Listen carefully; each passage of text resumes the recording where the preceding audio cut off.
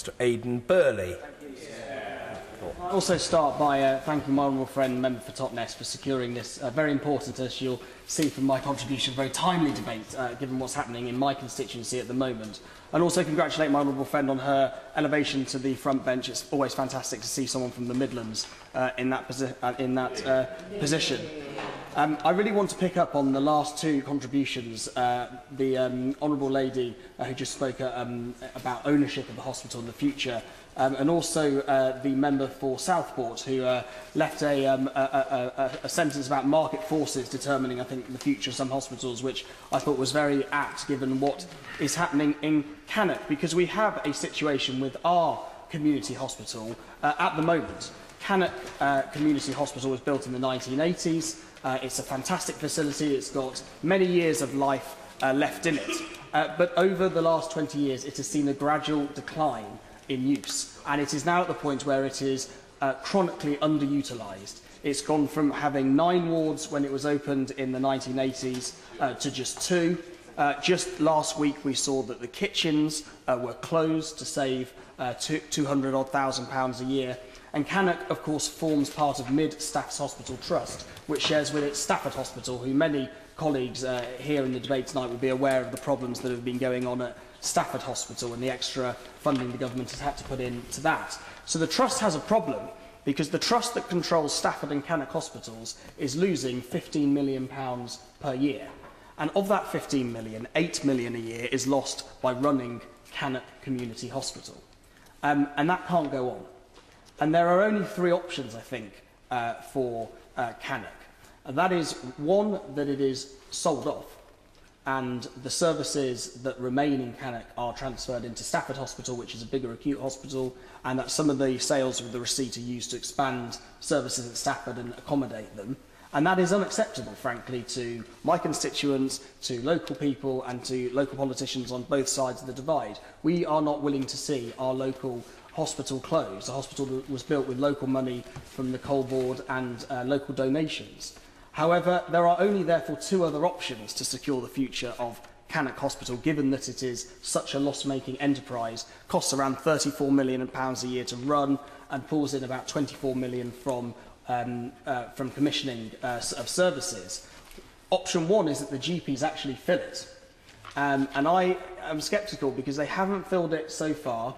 And it takes a brave man to persuade the clinical commissioning groups that they have to fill the hospital so that suddenly it is a going concern, not losing any money, and is fully utilised, because GPs simply haven't done that locally in the past.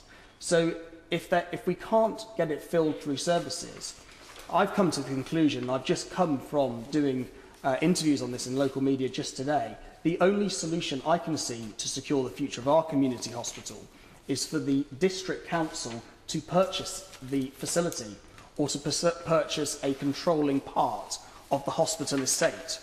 And in doing so, there would be a clause in the contract that it can only use the part of the estate it owns for health and social care needs. And what I think the future for our hospital is going to be is that the local Cannock Chase District Council buys 50%, 60%, maybe even all the estate, and decant some of the health and social care services that it runs into it. GP surgeries, walk-in clinics, polyclinics, advice centres, whatever it may need be, in order that the hospital is once again a going concern.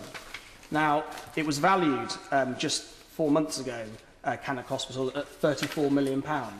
So you can see that even buying 50% of that would cost the council around £16–17 million, a council with a turnover of several hundred million a year that can borrow £80 million a year. It is feasible.